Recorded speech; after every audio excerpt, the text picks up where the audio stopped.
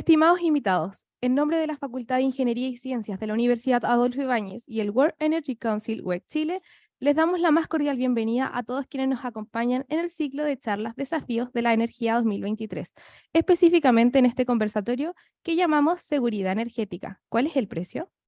Saludamos especialmente a la directora ejecutiva del World Energy Council, María Trinidad Castro, al director académico del Magíster en Tecnología y Gestión de Energías Renovables No Convencionales UAI, Chariyar Nasirov, a la académica UAI, María Thompson, y a nuestro panel conformado por María Elena Lee, jefa de la Oficina de Relaciones Internacionales del Ministerio de Energía, Luis Llano, gerente general de ISA Interchile, a Ernesto Uber, director ejecutivo del Coordinador Eléctrico Nacional, y a Cristian Araya, abogado del Centro de Transición Energética UAI. Para dar inicio a esta ceremonia, se dirigirá a ustedes la directora ejecutiva del World Energy Council, WEC Chile, María Trinidad Castro.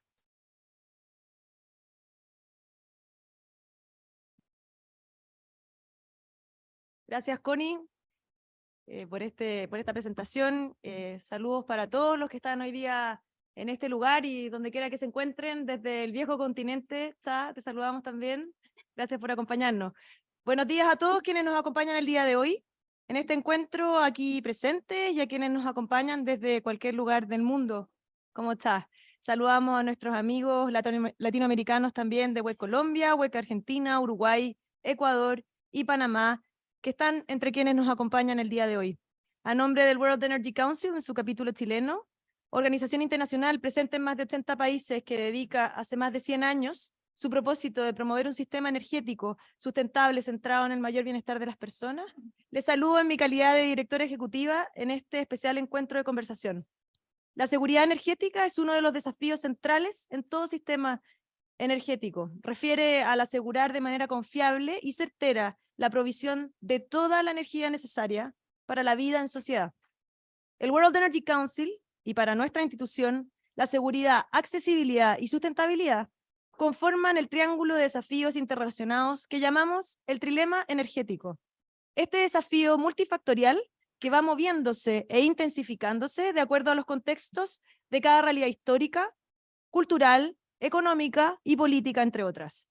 Para mí es una alegría enorme conversar hoy de este tema con nuestros extraordinarios invitados y panelistas, todos ellos representantes de entidades que dedican sus esfuerzos día a día en las distintas perspectivas del sistema desde una mirada pública, privada y académica.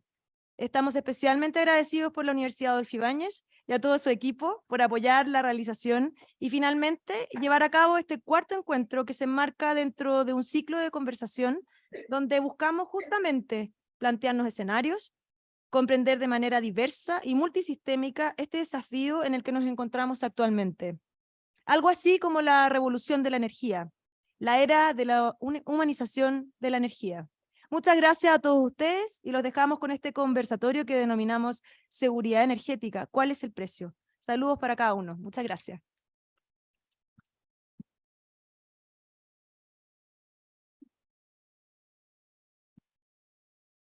Agradecemos las palabras de María Trinidad. A continuación, daremos el paso al conversatorio que será moderado por nuestra profesora María Thompson.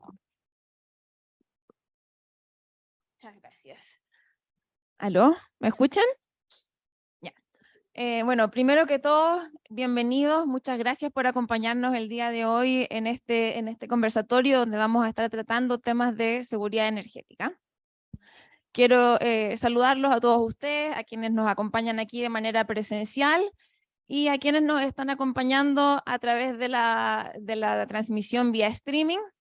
La charla de hoy está enmarcada dentro de este ciclo de charlas que están organizadas por el World Energy Council y la Facultad de Ingeniería de la Universidad Adolfo Ibáñez, con la idea de traer a la mesa temas fundamentales mirando el desafío energético que está presente en este 2023. Como todos sabemos, en busca de esta transición energética han habido cambios significativos, los cuales han ido acompañados de un desarrollo tecnológico no menor. Ahora, sin embargo, gran parte de estas energías renovables que ahora se han vuelto más populares tienen una pequeña desventaja, por decirlo de alguna forma, que tiene que ver con la variabilidad y con la intermitencia del recurso, y por tanto nos dejan un poco ahí tambaleándonos con ciertas interrogantes respecto a la disponibilidad del suministro. Todo esto enmarcado en un contexto de cambio climático, creciente demanda. Entonces, el tema de la seguridad energética, yo creo que es un tema no menor y que es muy importante que estamos traerlo a la mesa. Y para poder abordar estos temas, entonces tenemos aquí a nuestros invitados, panelistas. Agradezco mucho que nos estén acompañando. María Elena, Ernesto, Cristian y Luis, los cuales van a empezar a tratar de resolver alguna de estas interrogantes que nos surgen en temas de seguridad energética. Dicho eso, vamos a lanzarnos de lleno a una de las primeras preguntas que tenemos aquí, en términos de seguridad de suministro.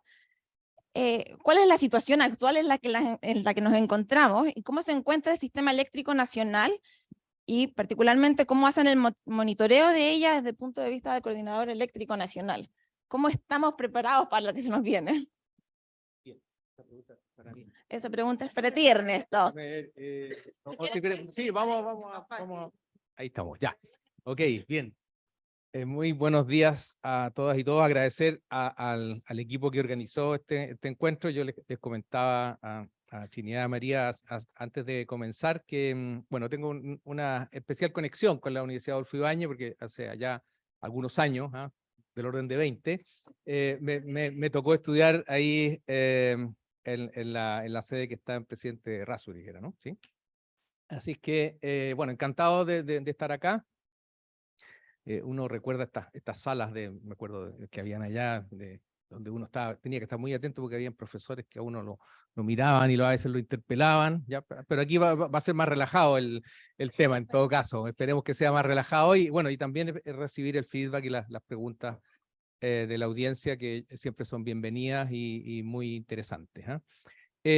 A ver, bueno, el Coordinador Eléctrico es una corporación autónoma de derecho público que tiene ya desde el año 2017, es un organismo que se creó. Tú me dices más o menos cuánto tiempo tenemos para esta intervención, unos 3-5 minutos para ir rotando, ¿no es cierto? Pero bueno, quería partir contándoles un poco el origen del Coordinador Eléctrico, que a partir del 1 de enero de 2017 surge de la fusión de dos organismos coordinadores, uno que en la zona norte coordinaba la operación, los sistemas estaban aislados en el año 2017, y en la zona centro-sur había otro coordinador eléctrico. Estos coordinadores eléctricos se fusionan y a partir del 1 de enero nace el Coordinador Eléctrico Nacional, de acuerdo a lo que indica la ley 20.936, que se había promulgado el año anterior, el año 2016. Corporación Autónoma de Derecho Público, técnica independiente, que tiene los objetivos básicos de la ley eléctrica, y ahí voy enganchando con el tema de la seguridad para no distraerme. Los objetivos básicos y estos 3 mandamientos, objetivos básicos de la ley eléctrica, muy pionera, muy valorada, reconocida nacional e internacionalmente. La ley del año 82, que dicho sea de paso, cumplió 40 años recién, ahora el año recién pasado. Y ahí se establecen estos principios de la coordinación, la operación segura. Somos responsables de preservar, de terminar la operación, preservando la seguridad de la operación, garantizando la operación más económica para el conjunto de las instalaciones, con independencia de la propiedad, y además garantizar el acceso abierto a los sistemas de transmisión de acuerdo a lo que está establecido en la ley. En la ley, además, existe una serie de otras funciones para el coordinador eléctrico, como por ejemplo monitorear la competencia, recomendar expansiones de la transmisión, también con foco en seguridad y también, por supuesto, en eficiencia. Y también, bueno, el monitoreo de la cadena de pago, que es algo y del mercado a corto plazo, ¿no es cierto?, que ha estado tal vez muy de moda últimamente. Entonces, el foco de la seguridad ha estado presente en la normativa desde los orígenes de la ley eléctrica. Y bueno, por supuesto que preservar la seguridad es un objetivo muy importante, y el regulador, de acuerdo a lo que establece la ley, las normas técnicas, el código de red, los reglamentos, de alguna forma va estableciendo los estándares de seguridad que tenemos que cumplir. Y particularmente en relación al monitoreo de la situación de seguridad de abastecimiento, existe un reglamento, un decreto supremo, que establece que nosotros tenemos que hacer, como coordinador eléctrico, el monitoreo de la situación de abastecimiento, de la seguridad de abastecimiento en el sistema, y todos los meses se publica un estudio de seguridad de abastecimiento. Ese estudio de seguridad de abastecimiento considera escenarios hidrológicos muy exigentes, son las 5 condiciones hidrológicas más secas de la estadística. Además, una serie de contingencias que de alguna forma ponen a prueba la seguridad que tiene el sistema para ser abastecido, como por ejemplo fallas prolongadas de centrales generadoras importantes, y a partir del año pasado, producto de una falla en el sistema de transmisión que tuvimos, nosotros la recordamos esa falla porque fue muy importante en nuestra cuenta pública.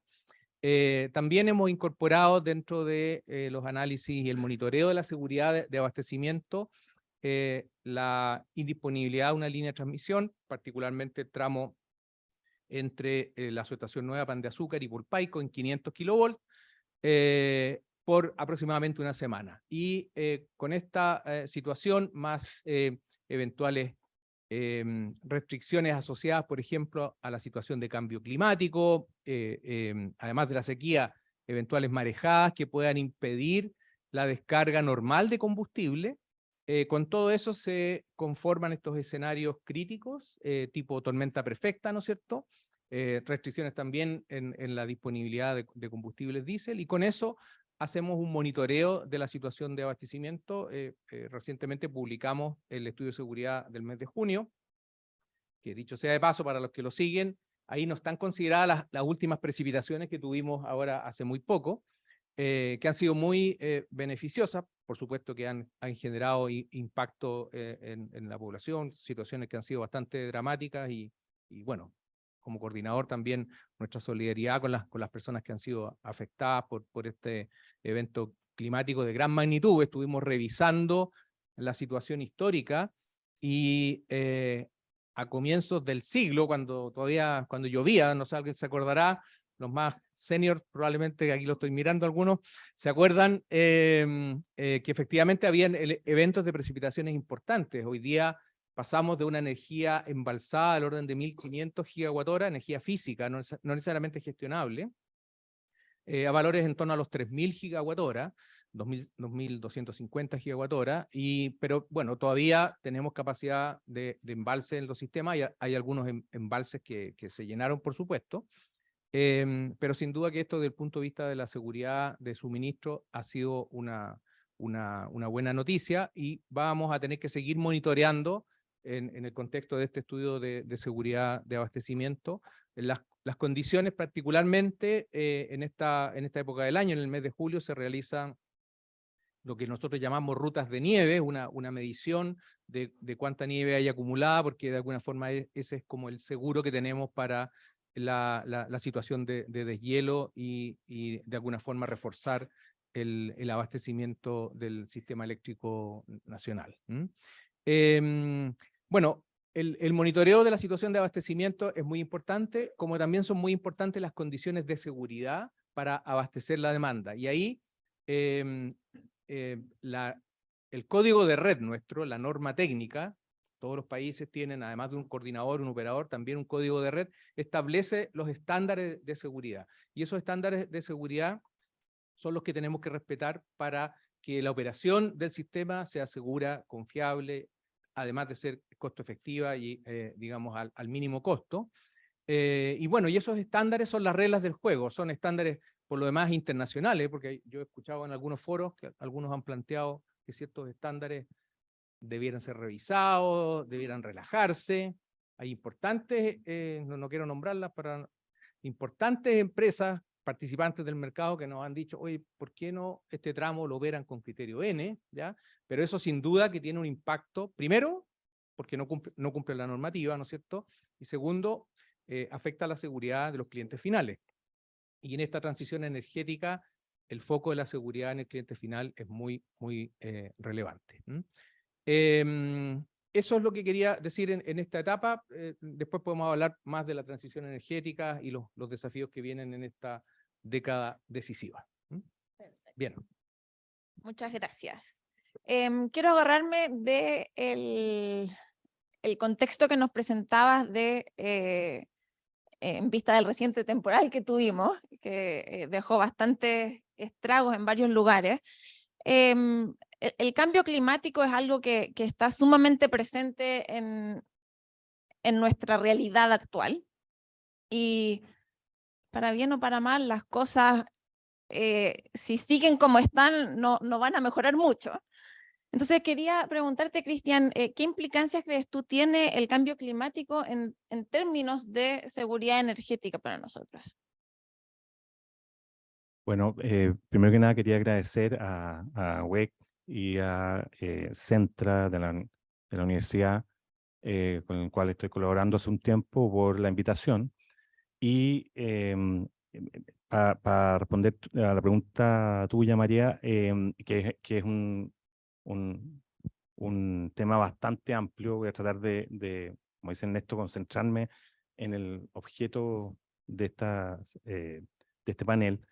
Pero efectivamente tiene mucha implicancia, como en general nos ha tocado ver los últimos días, y principalmente porque hay una función, ¿no es cierto?, que hoy día está incluso regulada, está sancionada por una norma.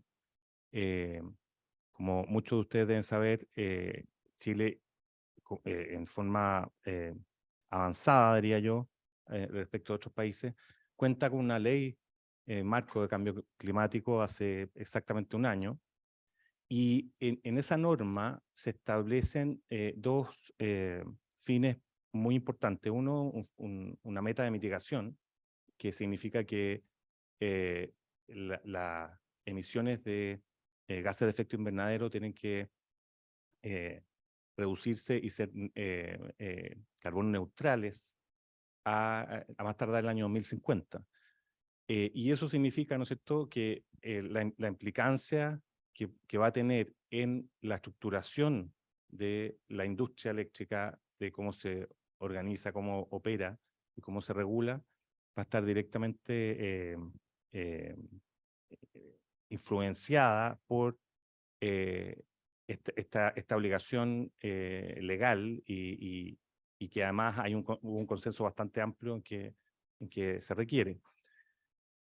En diversos aspectos, y por otro lado también hay una meta de adaptación, como efectivamente hay eventos de la naturaleza que son extremos o que son cambiantes o que son difíciles de prever y manejar. Es necesario que los territorios y las industrias correspondientes puedan coordinarse de manera de adaptar la situación y el funcionamiento y el efecto que eso tiene en la vida de todos nosotros. Entonces, hay, como les decía, diversos aspectos ahí que son bien relevantes y que tienen que ver con este efecto, porque estas obligaciones o estas metas se traducen a su vez en distintos elementos que ya han sido recogidos, no solo por la autoridad, sino que también por los distintos entes que administran y que tienen que regular el mercado eléctrico. Y en este sentido podemos ver, por ejemplo, hay distintas, uno puede revisar distintas políticas o hojas de ruta, en particular la hoja de ruta que tiene el mismo coordinador, ¿no es cierto?, que presentó el año pasado, establecen una serie de propósitos o fines que están encaminados en el mismo sentido, ¿ya? Y podemos hablar de que un objetivo es la energía sin emisiones, por ejemplo, cosa que redunda en una serie de factores, entre ellos en la maximización del desarrollo de la energía renovable, ¿no es cierto?, y la reducción de el uso de energías que tengan una emisión menos favorable para el medio ambiente.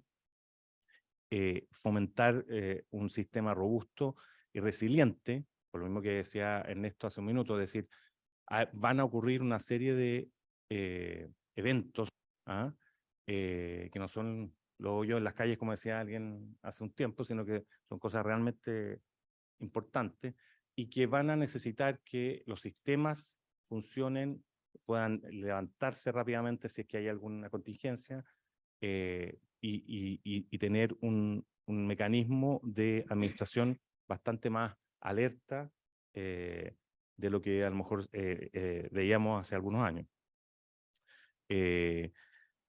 Hay otro elemento que a mí me parece súper importante en esto y que los que hemos estado hace algunos años, o alrededor de 20, como dice Ernesto, a mí me toca más o menos igual, capaz que más, uno ha visto cómo ha ido evolucionando el mercado y uno de los temas que alguna vez se discutió bastante y que tuvo un efecto importante en la última modificación de cómo se tarifica la transmisión fue el concepto de señales de localización.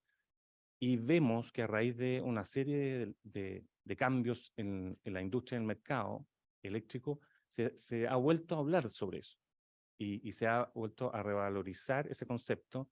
Está en la ruta, está en la política de largo plazo del Ministerio de Energía. Entonces, uno va viendo cómo hay cosas que en una época se consideran más o menos o se desechan y atendido el cambio de las circunstancias se vuelven a poner sobre la mesa, que son muy relevantes. Otro elemento es el incentivo que hay, ¿no es cierto?, a el desarrollo de la energía distribuida, que es un tema de vasto desarrollo, donde se requiere además bastante más regulación. Y también hay un factor que yo creo que esto es bien importante porque tiende a quedar un poquito más oculto, porque no tiene el glamour, ¿no es cierto?, que tiene las tecnologías nuevas, el nuevo desarrollo, pero que yo creo que es importante y que se considera afortunadamente en estas políticas por parte de las autoridades y quienes están administrando esto, que es, tenemos que hacerlo de manera racional y que permita que nosotros podamos adaptarnos ya en el tiempo a las condiciones adecuadas, porque primero no contamos con toda la tecnología, eso requiere unos recursos muy grandes, hay una serie de proyectos y nuevas industrias que se están levantando, ¿no es cierto? Pero hay otros que son llamados convencionales y que los vamos a necesitar igual, ¿ya? Un poco, hay ciertos ejemplos que ustedes han podido ver a lo mejor en la prensa, de lo que le ha pasado a ciertos países en Europa, que desechan algunas tecnologías, porque somos súper verdes, y que está bien, pero después se dan cuenta que hay elementos que tienen que seguir usando de una manera más racional. Entonces, en este sentido, por ejemplo, rescato la consideración que tiene en la hoja de ruta el mismo coordinador y la política nacional de energía del ministerio, en que hay ciertos combustibles que ojalá sean los de menor emisiones, pero que vamos a tener que necesitar igual por algún plazo, ¿ya? No nos olvidemos además, por ejemplo, que el consumo domiciliario residencial de gran parte de las familias chilenas hoy día es de gas licuado. Entonces, claro, no es muy glamoroso, hay una serie de factores ahí que inciden en un combustible que no es renovable, pero que es de uso diario, domiciliario de muchas familias en Santiago y en Chile. Entonces, eso tampoco, como la autoridad, no puede dejarlas de lado. Entonces, hay una serie de elementos que tienen que ver con lo que estamos viviendo y como les digo, no es solo los efectos más obvios del cambio climático, sino que también hay un elemento que yo rescato mucho y que creo que va a ayudar bastante y a sacar adelante un tema que ha sido complejo, difícil de abordar por las autoridades, porque es muy complejo, muy delicado.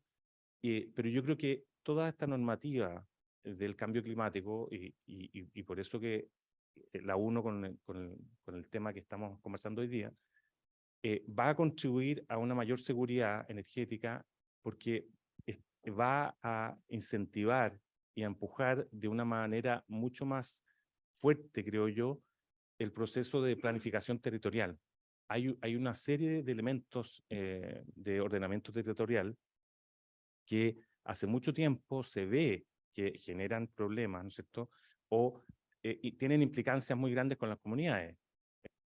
Líneas de alta tensión, sabemos lo que significa tanto para el país como necesidad de de poder contar con el servicio, como de los efectos que les puede ocasionar, ¿no es cierto?, a algunas comunidades. Sabemos lo importante que hoy día tiene para las autoridades y para en general el país la participación de todos nosotros, de cualquier comunidad, en el efecto que puede tener alguna instalación. Son instalaciones no solo las líneas de transmisión, sino que las nuevas tecnologías, por ejemplo, las plantas fotovoltaicas o las plantas eólicas de alto uso de suelo, y por lo tanto creo que las implicancias que tiene toda la normativa relacionada con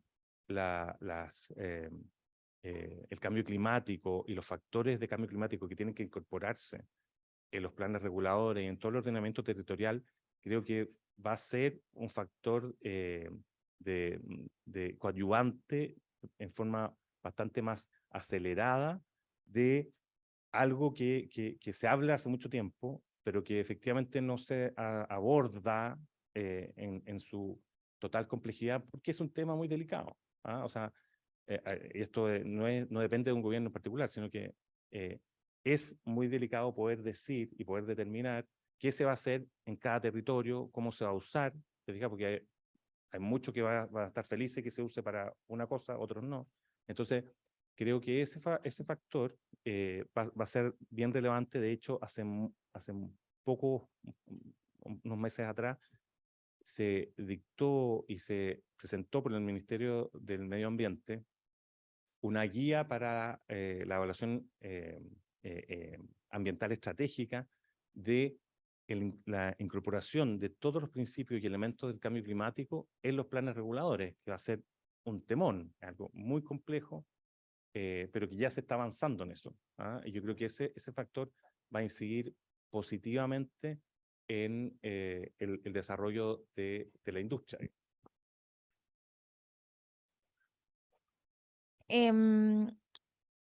Ahora quería hacer un poco una conexión con lo que tú hablabas. El problema del cambio climático es algo que está sumamente presente, y más aún en un contexto donde no nos afecta únicamente a nosotros. Nosotros como país vivimos en un mundo globalizado, y aquí quiero conectar contigo, María Elena, desde el punto de vista internacional. ¿De qué manera los problemas de seguridad energética global, como por ejemplo esta guerra que ya lleva más de un año en Ucrania, cómo eso afecta la seguridad de los países, de nosotros en particularmente? ¿Qué medidas tenemos para hacer frente a ello? ¿Y cómo podemos en fondo enfrentar esta transición energética en este contexto globalizado? Bueno, primero que nada agradecer a WEC por invitarnos a participar de la Federación Internacional de Energía. Un honor también poder compartir con grandes colegas aquí de mucha experiencia también en el sector. Y me agrada mucho también venir después de lo que presenta Cristian, porque tal como tú mencionas, María, el cambio climático es un problema global, la seguridad energética también es un problema global, también lo mencionaste. Hemos visto el impacto de la guerra en Ucrania, que claro, principalmente afectó a Europa, pero como también nos llegó a nosotros. O sea, también importamos, digamos, fósiles, y eso ha hecho aumentar nuestros precios y ha tenido efectos en nuestro sistema energético. ¿Cómo podemos, digamos, enfrentarlo? Algo también que ustedes mencionaban, la transición energética aquí es fundamental y una tremenda oportunidad también para nuestro país. Europa también así lo ha visto. La cooperación, la integración entre los países y diversificar la matriz es fundamental para poder hacer frente a la seguridad energética, mantener, digamos, el flujo continuo de abastecimiento, pero también, digamos, que sea esto con precios asequibles y no sea un aumento. Países más centrales, de hecho, de Europa, que tienen más interconexión, como Bélgica, se han visto menos afectados que otros que tenían, digamos, más problemas, digamos, de interconexión. Entonces, en ese sentido, es fundamental la transición energética, es una oportunidad para Chile. Tenemos, digamos, tantas fuentes también de energía no renovable.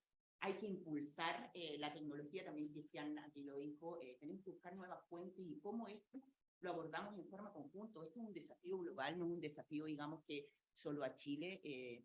Quiero destacar en este sentido, por ejemplo, cómo los nuevos energéticos pueden ser, y hemos visto, por ejemplo, los estudios en relación al hidrógeno, como va a ser un energético importante en el futuro.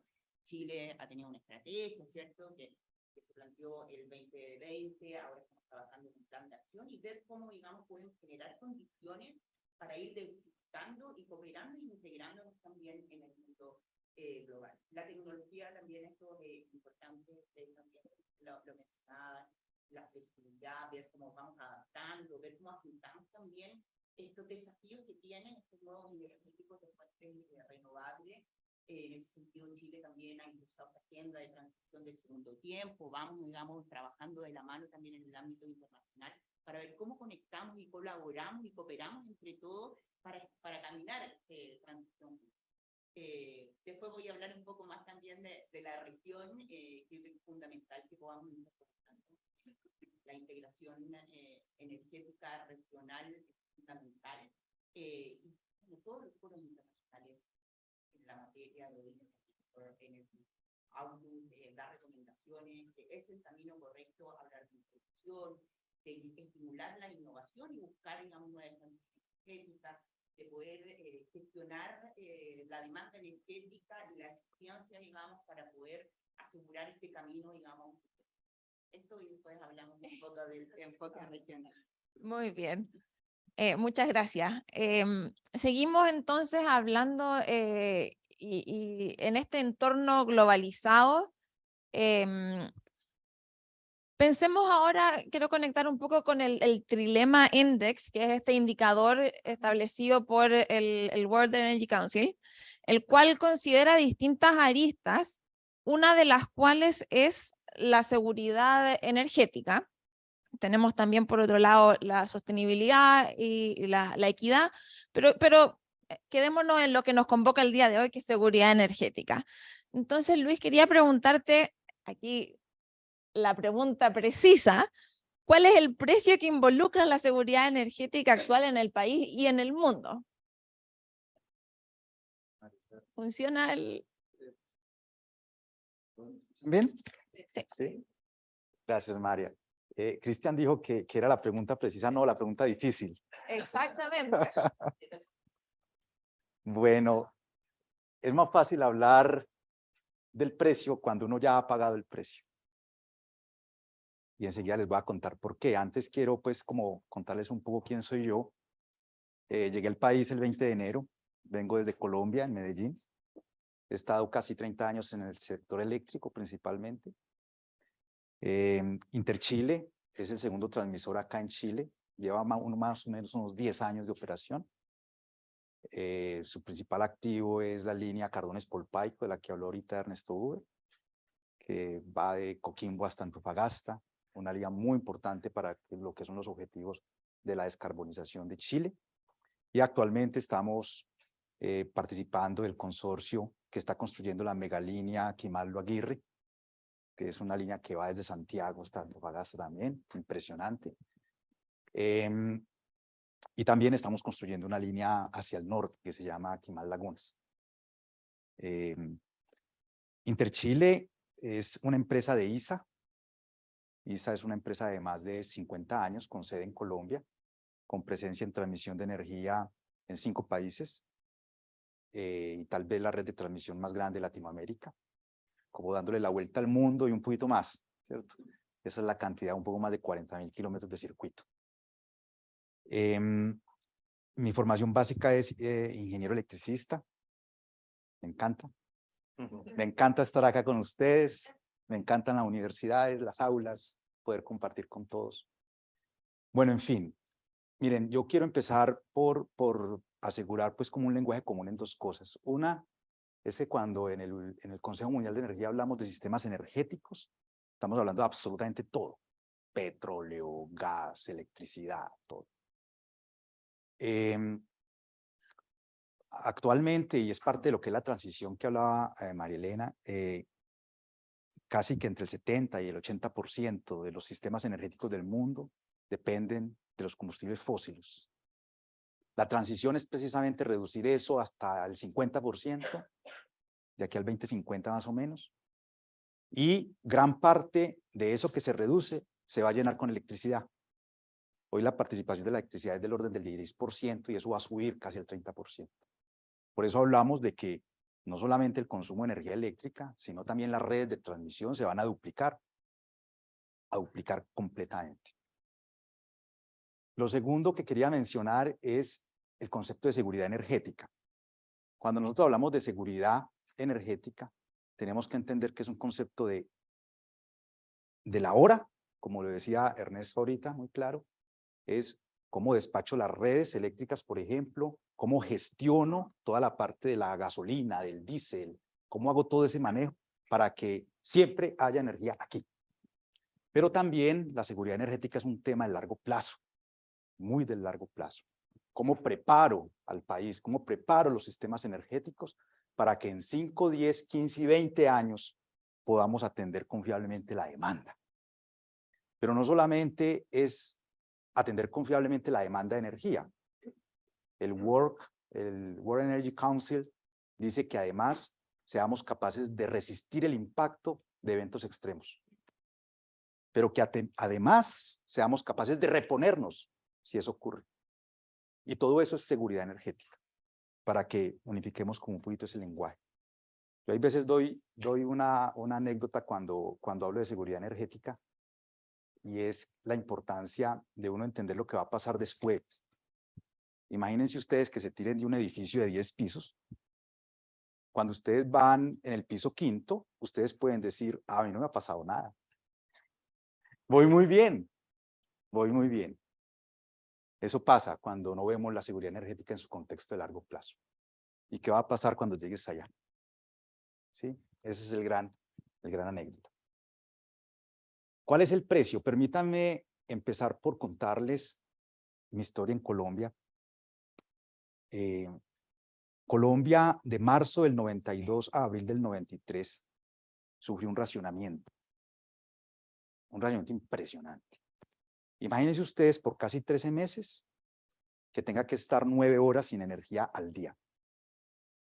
Y en algunos sectores de Colombia fueron 10 horas sin energía. 10 horas. ¿Qué nos sucedió allá? Aquí traje nosotros lo llamamos unas noticas. Lo primero es que nosotros éramos absolutamente dependientes de la hidroelectricidad. Absolutamente dependientes, más del 80%. Y se dio el verano, el peor verano en ese momento de los últimos 40 años. Eso me suena muy parecido a lo que escuchaba en las noticias el viernes reciente, que tuvimos las peores lluvias en los últimos 30 años en Chile. Ahorita hablabas de los eventos extremos. Lo segundo fue un tema de crisis financiera por la devaluación, pero lo otro fueron retrasos en proyectos. En ese entonces, 1992, habían 2 centrales eléctricas, una de ellas con más de 5 años de retraso. Para que nos imaginemos. Nosotros llevamos en el país 10 años aquí en Interchile, pero ese activo que les comenté, nos tardamos 7 años en construirlo. Por eso cuando hablamos de largo plazo, tenemos que tener en consideración eso. También hubo un tema del que habló Ernesto Huber muy importante, deficiencias de los modelos que impidieron dar las señales de emergencia. En los sistemas energéticos es fundamental tener modelos que nos permitan a nosotros anticiparnos a qué va a pasar, que nos ayuden a pronosticar la demanda, pero también entonces cuando pronostico la demanda de energía, ¿cómo vamos a ser capaces para satisfacer esa demanda en el tiempo, pero de manera segura? Allá, en ese entonces, nosotros teníamos deficiencia en los modelos y no dieron las señales. No sabíamos que ya íbamos para el piso 1, ¿eh? Bueno, y también un poco en el país en ese entonces tuvimos atentados. Yo creo que, no sé si fueron más de 2000 torres que nos derribaron en todas esas décadas. Y eso era un golpe muy duro. También aprendimos entonces a ser muy resilientes. Nosotros allá en Medellín, recuerdo mucho, yo arranqué analizando fallas, ¿no? Por eso me gusta tanto el tema de la seguridad cuando Trinidad me invitó. Y nosotros teníamos que reponer una torre en 2 días o 3 días, en un día, porque se ponía muy en riesgo el sistema. Entonces, cuando uno ha vivido lo que significa un racionamiento por un asunto de seguridad energética, que durante muchos años no se tuvo en cuenta lo que eso significaba, uno entiende, Cristian, mucho mejor qué significa el precio. Y allá en Colombia nosotros aprendimos que el costo más alto de la energía es el costo de no tenerla. Es el costo de no tenerla. A mí me encanta este foro, y ya que me preguntabas por el trilema del WEC es uno de los instrumentos, el WEC tiene muchos, uno de ellos se llama el Elysius Monitor, que me fascina, ojalá y lo consulten. El otro es el trilema, el otro son los escenarios. El índice del trilema, cuando el WEC lo entrega para 127 países, y está más o menos desde el año 2010, precisamente cada año da cuenta un poco de cómo está la sostenibilidad de la energía en el mundo. Y mide esa sostenibilidad de la energía o la define en función de esas 3 dimensiones: la seguridad energética, la equidad energética y también lo que llamamos la parte de sostenibilidad ambiental del sistema energético. Qué tan limpia o qué tan descarbonizada es la matriz energética de un país. En el caso de seguridad energética, Chile en la última década ha mejorado impresionantemente. Los países con mayor seguridad energética son Estados Unidos y Canadá. Primero Canadá, luego Estados Unidos, de acuerdo al informe del 2022. Y además el informe del 2022 nos llegó en un mundo convulsionado completamente por la guerra de Ucrania, pero antes de eso por la pospandemia. Pero cabe decir que antes de la pandemia ya veníamos con la crisis energética, con la crisis climática, muy impulsada por los acuerdos de París. Entonces, digamos que en la dimensión de seguridad, Chile ha avanzado mucho. Ha avanzado mucho por 2 razones, de acuerdo al informe del WEC. Una, porque en algún momento incrementó su capacidad de generación térmica, pero también porque tomó una determinación de diversificar su matriz, con plantas eólicas, con plantas solares, y eso le dio un gran avance, en esa dimensión por lo menos. Sin embargo, eso pagó un precio en la dimensión de sostenibilidad ambiental, porque entonces, digamos que no creció tanto debido a las térmicas que incorporó. Y en el tema de equidad se ha mantenido constante por ahora, no está en un mal lugar, ni más faltaba. Chile es en el trilema, tiene la segunda mejor posición de toda Latinoamérica después de Uruguay. Entonces es supremamente bien. ¿Qué más les diría yo de este tema del precio? Vean, cuando uno está enfrentado a una variación del cambio climático como la que tenemos, también tienen que tener en cuenta que los eventos extremos van a llegar y que tenemos que preparar la infraestructura. Y tenemos que preparar la infraestructura para que resista el golpe de un evento extremo, pero también para que nos repongamos rápido. Y en eso también tenemos que empezar a dar las conversaciones de cómo vamos a hacer eso. Nosotros hoy, como Interchile, estamos precisamente con la Universidad Católica haciendo un estudio de adaptación, que lo mencionabas ahora, de adaptación al cambio climático de la infraestructura. Y no solamente de la infraestructura, sino también de las comunidades que van alrededor de ellas. Vamos a ver qué nos resulta de ese estudio. Creo que va a ser muy importante. Ese es entonces el precio. La energía más costosa es la que no se tiene. Y no podemos pensar en la energía solamente en lo que nos va a pasar en 5 años. Tenemos que pensarlo en lo que nos va a pasar en varias décadas. Nosotros estábamos acostumbrados a ver, esta no es la primera transición energética. La primera se dio en 1850 con el carbón, la siguiente en 1900 con el petróleo, luego rapidito llegó el gas, luego llegó el 2000 con la eólica, ¿sí? O Solo que antes estábamos acostumbrados a ver los cambios y las transiciones cada 50 años, ahora es cada 10 años. Como hoy estamos viendo, nuestro sistema energético va a ser muy distinto a como lo vamos a ver en 10 años, Ernesto, como tú lo decías. Muchas gracias. Creo que nos dejaste ahí clarito el tema del precio, o sea, esto de la energía que no se tiene ahí. Yo pensé que me iba a dar una cifra. O sea, No, no, te pero la sí, digo, pero... no, pero sí le tengo las cifras, mire, le tengo unas cifras acá. Nosotros en Colombia para ese año, más o menos, el racionamiento fue del 15% de la demanda. Y hubo un momento en que llegó a ser del 25%. Ahora, el racionamiento se enfocó más en lo residencial, para no detener el motor productivo económico del país. Pero solamente en tarifas no recibidas del sector eléctrico, solo del sector eléctrico, eso llegaron a ser cifras en ese entonces de 250 millones de dólares. Que a precios de hoy, me decía mi gerente de finanzas cuando preparábamos el foro, son más o menos unos 534 millones de dólares a hoy. Eso fue de simplemente tarifas no recibidas por la energía que no se entregó. Esas son cifras. Otras cifras, 36 millones de habitantes sin luz. Esos éramos los habitantes en Colombia en esa época. A mí me tocó, ¿no? Tuvimos que cambiar la hora. Imagínense que hoy estamos en invierno e imagínense que ustedes le adelanten la hora en invierno. Pues allá no hay estaciones, pero ese también era el precio. El precio social era impresionante. Impresionante. Eso se llamó pues la hora, la adelantada de la hora. Nosotros teníamos allá un meteorólogo que llamaba Mas Enríquez y lo llamamos el hombre de los meteoros. Y él anunciaba todos los días, los embalses van bajando, no hay lluvias, no hay lluvias. Y cuando menos pensó, en el 92 Colombia era una potencia hídrica mundial.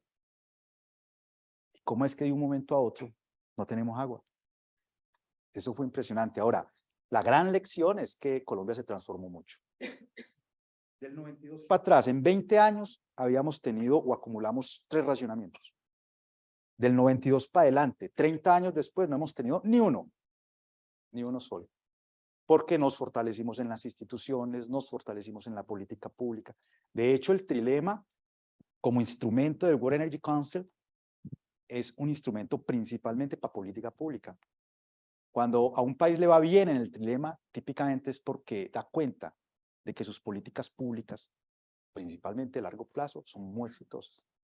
Y le voy a dar un dato final, no es mío, es del exministro Mayhuasca, allá en Colombia, que en una entrevista este año comentó lo siguiente: si la reacción fuera la misma hoy para Colombia que fue en 1992, se incidiría negativamente sobre el 50% del Producto Interno Bruto del país. ¿Sabe por qué? Porque es que hoy hay una mayor dependencia. Pero si solamente afectamos las casas y las oficinas, que resulta que mucha de la sostenibilidad económica de un país hoy depende del internet que tenemos en las casas y en las oficinas. Le dejo unas cifras.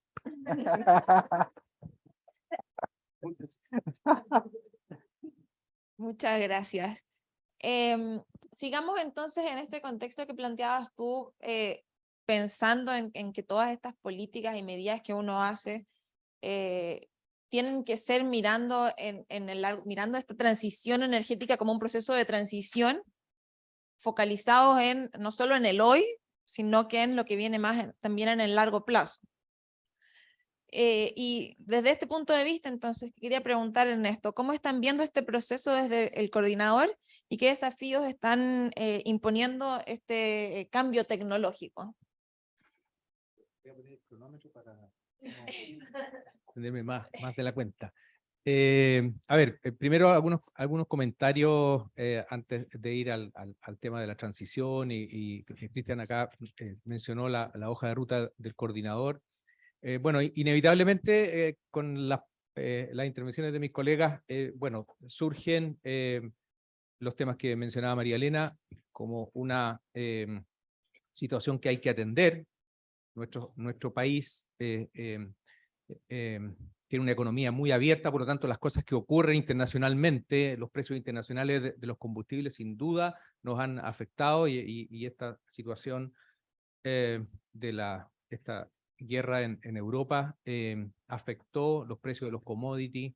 Estábamos recordando algunas cifras que las presentamos en nuestra cuenta pública ahora en el mes de mayo, cómo el precio del carbón más que se triplicó y de alguna forma eso posicionó mejor al gas natural y también redujo las emisiones, tuvo una externalidad positiva, digamos, el hecho de haber disminuido la generación de carbón y haber aumentado la generación de gas natural y también ahí dieron sus frutos, digamos, las conversaciones, las relaciones internacionales con Argentina para poder reanudar también, después de experiencias que no fueron muy gratas, para los que nos acordamos de más de 20 años, cuando ocurrieron esos cortes de gas, y bueno, ahora aparentemente se ha ido haciendo un esfuerzo por aumentar. Entonces, ahí quería también reforzar los conceptos que mencionaba María Elena, lo que señalaba Cristian respecto a la importancia de los territorios y cómo la transición energética, el desarrollo de infraestructura, de alguna forma requiere una preocupación, una atención especial por el desarrollo de infraestructura. Nosotros ahí en nuestra hoja de ruta establecimos un escenario que no es importante señalar, nosotros en nuestra hoja de ruta no estamos hablando de desinversiones, de retiro de centrales, sino que cómo el sistema se tiene que preparar para operar 100% renovable, porque es costo efectivo, seguro, y en ese sentido hay un desarrollo y hay diagnósticos compartidos con la industria, con la academia, con el regulador, que podríamos requerir el desarrollo del orden de 20.000 megawatts de energía renovable, más en algunas zonas reforzamiento del sistema de transmisión, y eso importa un desafío mayor en lo que dice relación con la coordinación, con los permisos sectoriales, medioambientales, el relacionamiento con las comunidades, muy relevante. Y respecto a lo que señalaba Luis, bueno, tú hiciste mención a algunas situaciones que a nosotros nos tocó vivir, por allá, Verónica ahí se acuerda. Bueno, primero también somos ingenieros eléctricos que partimos analizando fallas, sistemas eléctricos, y esas cosas, ahí Alberto también somos de esa escuela. Y sin duda que la situación de racionamiento eléctrico, la situación que vivimos, la condición hidrológica más seca de la estadística, el año 98-99, puso a prueba el sistema.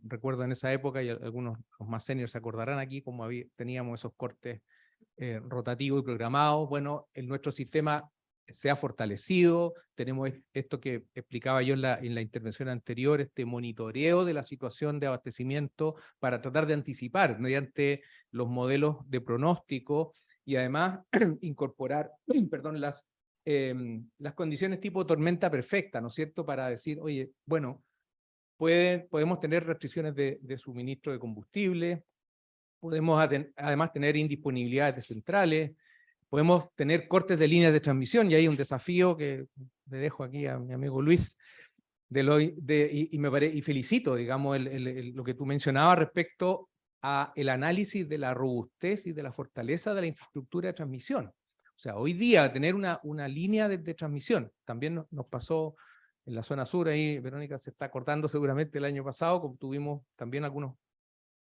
interrupciones de líneas de transmisión que son muy importantes. En el caso de Transelec era una línea radial de conexión en la zona de Puerto Montt, pero son la infraestructura eléctrica muy importante para la seguridad. Entonces ahí el mensaje es que esta transición energética tiene que ser colaborativa, en el sentido de que si hay experiencias en otros lugares del mundo, y localmente también, yo te mencionaba en la visita que ustedes hicieron al coordinador, esta experiencia que nos tocó en participar en un panel con las empresas de la gran minería, donde también el cambio climático y los cambios, los fenómenos meteorológicos más intensos han puesto a prueba líneas de transmisión de alta montaña que necesariamente se han tenido que robustecer para que nuestro sistema eléctrico, que como dijo Arshad Mansur, ahí Mansur dijo, el CEO de EPRI, en la sesión inaugural de de SIGRE en París el año pasado. El sistema eléctrico es la punta de lanza para la transición energética, pero necesitamos resiliencia. Nuestras redes de transmisión necesitan robustez y en el caso que hayan contingencias y eventos no deseados, el sistema se pueda recuperar de la manera más rápida posible.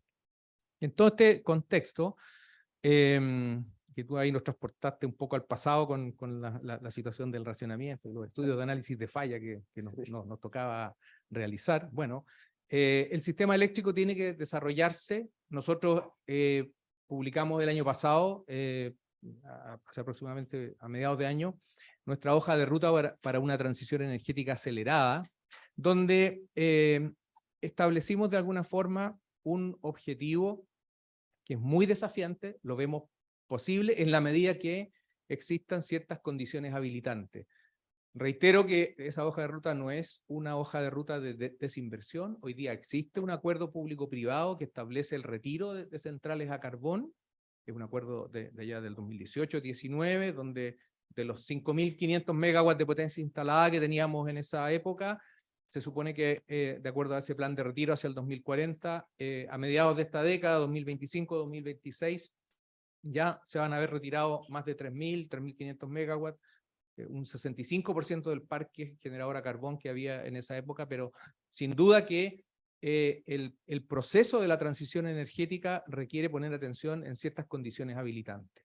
Y en ese concepto de las condiciones habilitantes para hacer esta transición en esta década decisiva, son muy importantes las condiciones habilitantes que tienen que ver con temas regulatorios, y ahí el Ministerio, la Comisión Nacional de Energía, tienen ahí desafíos muy relevantes que dicen relación con, por ejemplo, esta transición de un mercado de costos marginales basados en costos declarados y auditados hacia un mercado de ofertas, con el retiro paulatino de centrales a carbón o eventuales condiciones favorables que de alguna forma dejen fuera a los combustibles fósiles. Bueno, por supuesto que la determinación del precio de la electricidad basado en costos declarados y auditados deja de tener sentido y se requiere de alguna forma este tránsito hacia un mercado de oferta para poder asignar de manera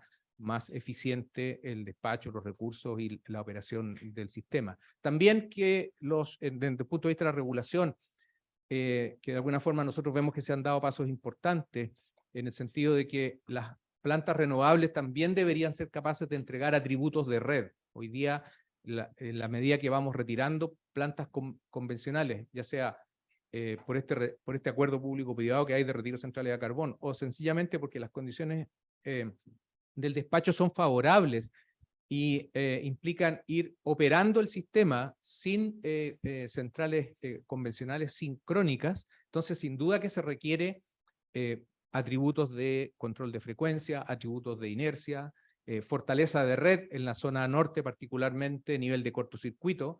En la medida que uno incorpora mayor energía, mayor participación de energía renovable en el sistema, la red requiere mayor fortaleza.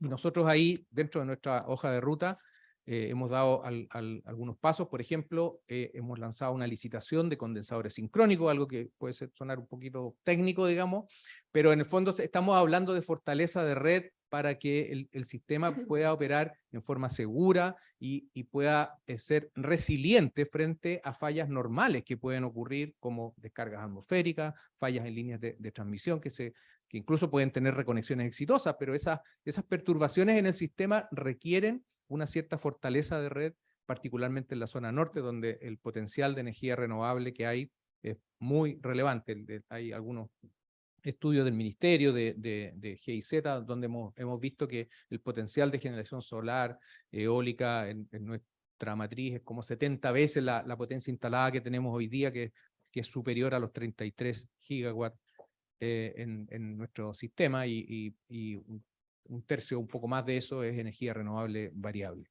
Así que ahí hay un desafío muy importante desde el punto de vista regulatorio.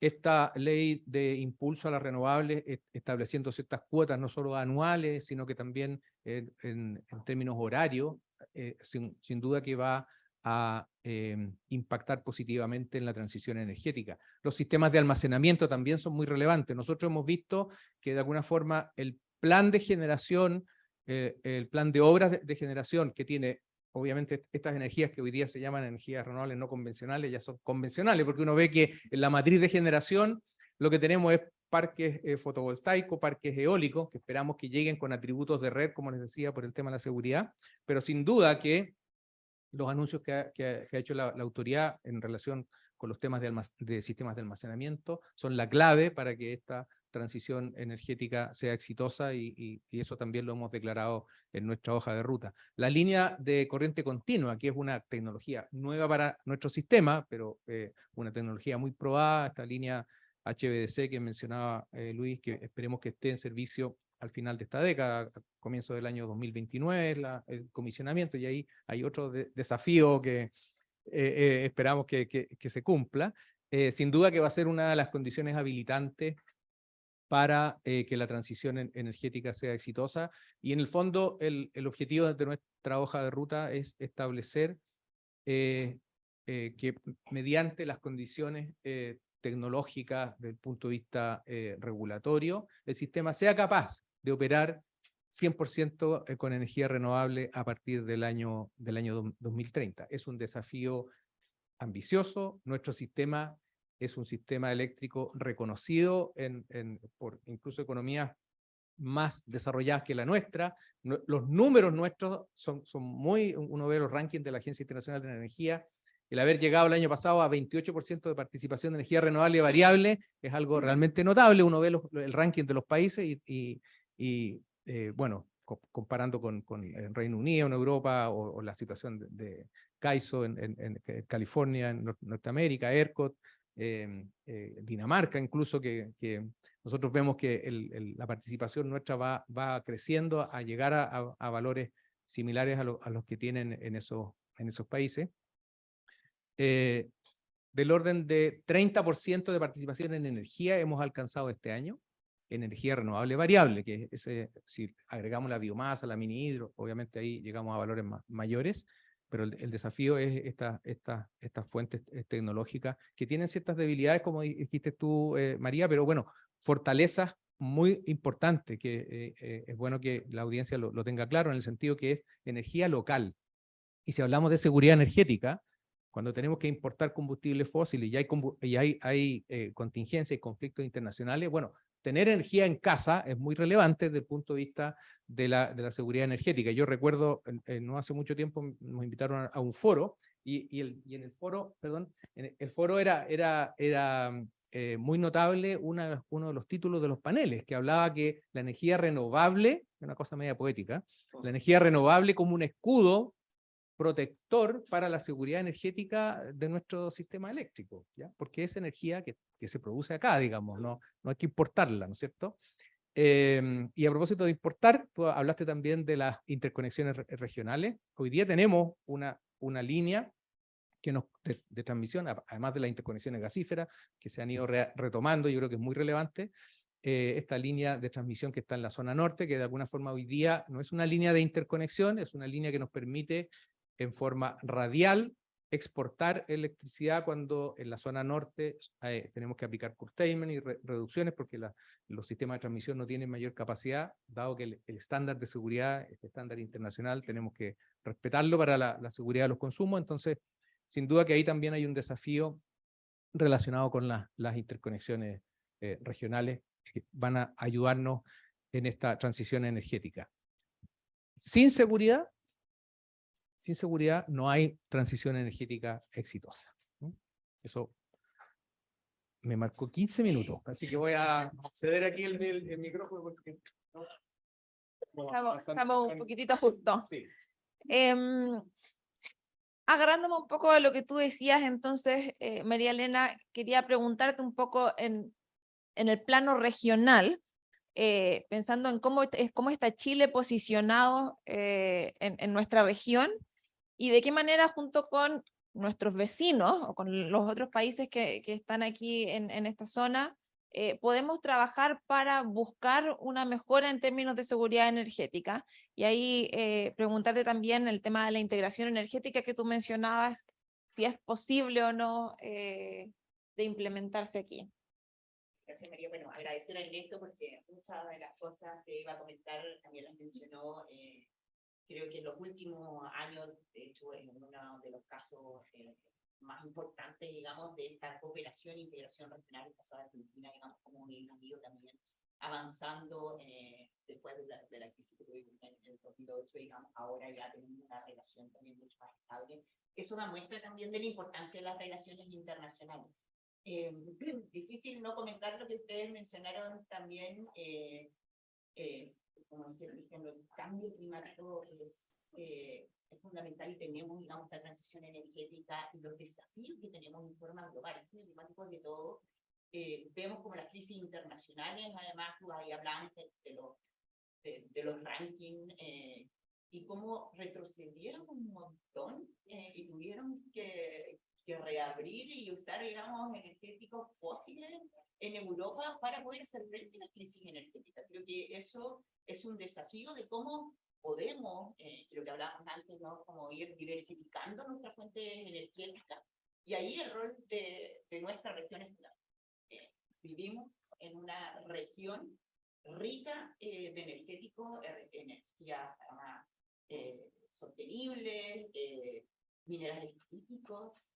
Me tocó hace muy poco, de hecho, acompañar a la ministra de Minería, un foro sobre minerales críticos con la Unión Europea, donde Argentina, bueno, Chile, poníamos, digamos, todos los países de la región, del gran potencial que tenemos de minerales para baterías, almacenamiento. Creo que tenemos que ver cómo, digamos, trabajamos en forma conjunta para enfrentar estos desafíos. Estos son desafíos globales. Tenemos que avanzar en tecnologías, digamos, que aporten y den más flexibilidad, que den esta seguridad, digamos, energética. Y creo que la integración es fundamental. Bien decía, tenemos, digamos, claro, esta interconexión, pero, por ejemplo, cómo también abrir otras interconexiones nos pueden facilitar la transición energética. Tenemos un potencial solar en el norte, con unos vertimientos hoy en día, digamos, porque no podemos dar y conectar todo esto que se genera. Y si pudiéramos establecer estas interconexiones regionales con nuestros países vecinos, digamos, del norte, sería también una solución para eso. Y desde el Ministerio estamos impulsando. Hay foros regionales, digamos, que promueven esta integración. Desafíos a largo plazo, como dice Bill, porque no es fácil, desafíos regulatorios, digamos, que estamos impulsando. En los últimos años hemos trabajado con el BID, para ver la interconexión con Perú, también, digamos, con Bolivia. Creo que la integración puede ser una solución para que nosotros estemos más preparados para esta transición energética, para que nuestros otros países, si bien nosotros tenemos pocas fronteras, hay sistemas de interconexión, swap, ya conocemos, digamos, el sistema y cómo, digamos, vamos avanzando. Son desafíos a largo plazo, sí, pero tenemos que ir cimentando, digamos, cimentando estos caminos para que como región, aprovechando, digamos, de toda esta riqueza que tenemos, podemos, digamos, ir logrando un ecosistema de transición que vaya de acorde en nuestras metas de descarbonización, cumplimiento con nuestros compromisos internacionales también en relación al cambio climático y podamos, digamos, generar esta seguridad. Dicho eso, Luis, quería preguntarte entonces también cuál es tu visión respecto a los desafíos que mencionaba María Elena también y que están presentes para, en el fondo, poder enfrentar este tema de la seguridad energética y asegurar el suministro, pensando en esta visión a largo plazo. Bueno, ya lo han dicho mucho. Me atrevo a complementar con algunas cosas que dice el informe del Trilema. Me parece fundamental. Lo primero es un desafío que tenemos para los 127 países, y es que en la dimensión de seguridad energética logremos incorporar mucho mejor el concepto de resiliencia, el concepto de cómo podemos preparar la infraestructura para que resista, para que se adapte o para que se recupere más fácil. Entonces allí hay un desafío que tenemos no solo en Chile, sino en toda parte.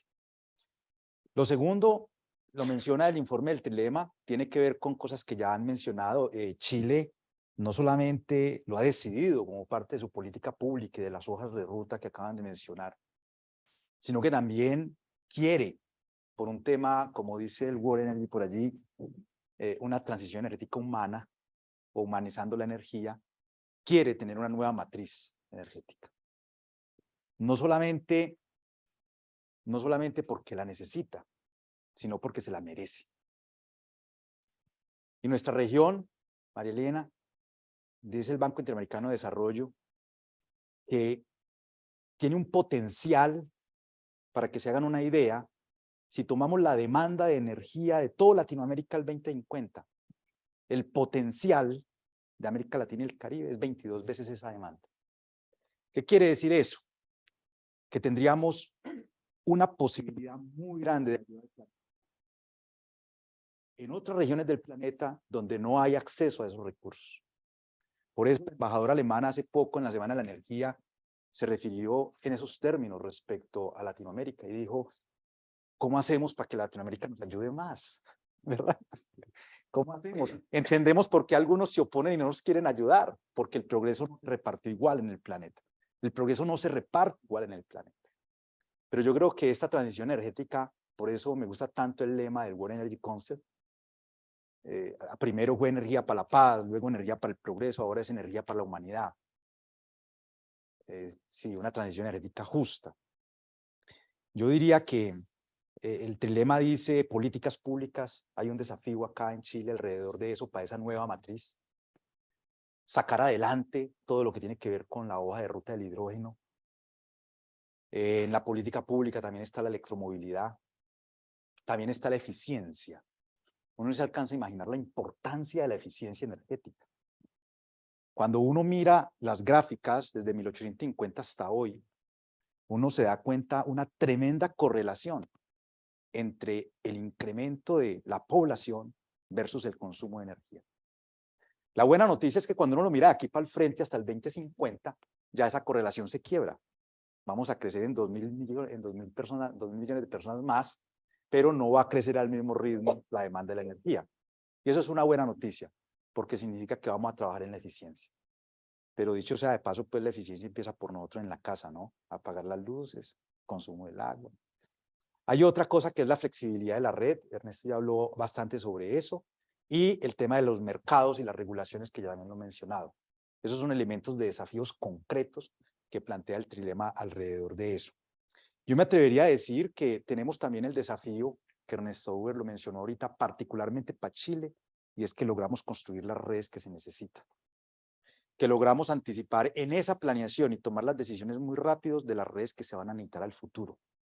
Y cómo entonces a través de la política pública, la regulación y todo el trabajo, Ernesto Huber habló ahorita del SIGRE, allá en París, hablaban mucho de la cooperación. El informe del trilema también habla mucho de la cooperación. De hecho, pone al servicio el informe como diciendo a los países, este es un punto de arranque para que se sienten a hablar de eso, de los temas esenciales del país y sobre todo pensando en cómo colaborar para sacar adelante los grandes desafíos. Diría que eso es un poco como lo que se plantea como grandes desafíos acá para el país. Voy a hablar un poquito de tomar la posta aquí a Marilena sobre las interconexiones eléctricas. En el 2009 tuve la oportunidad de estar en España con el operador de red de allá y estaban celebrando un hito muy importante hacia finales de esa época. Toda la demanda mínima de España estaba siendo abastecida por fuentes renovables.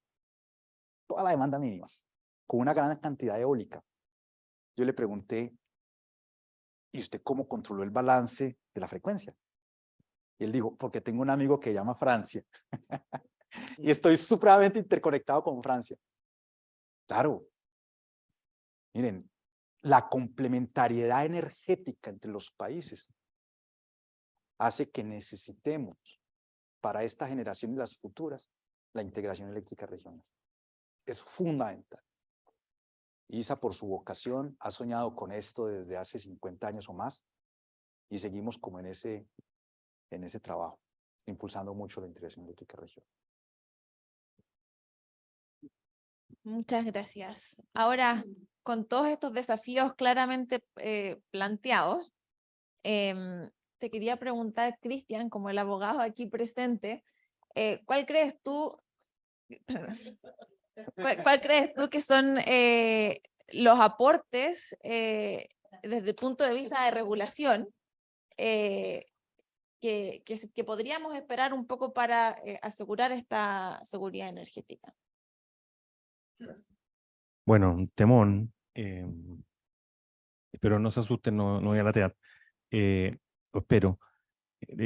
Antes de ir a la pregunta, María, me gustaría hacer un comentario en relación con un par de elementos que se conversaron antes acá, y me parece súper relevante. Uno de ellos es lo que mencionaba Luis en cuanto al sentido de largo plazo. Yo creo que eso es algo que si no se tiene en consideración, efectivamente pasa el síndrome de la caída del edificio, y permite en forma adecuada poder ir salvando y adaptando todos los sistemas de todas las industrias hacia adelante. Con respecto a la integración, creo que, bueno, hay ejemplos magníficos como el europeo, ¿no es cierto? Aunque igual tienen inconvenientes, tienen discusiones, pero lo logran. Yo creo que si bien nadie podría estar en contra de un objetivo como ese, creo que no sé si, por lo menos en la experiencia nuestra, hemos tenido la madurez cultural y de asociatividad como para que eso se logre. Yo tuve la ocasión, la oportunidad, estaba trabajando en AES en esa época, donde desarrollamos la línea del norte que mencionaba Ernesto, que en esa época se llamaba Termoandes, no sé cómo se llama ahora, y desarrollamos Gasandes, que era el gasoducto más importante que conectaba Argentina con Chile.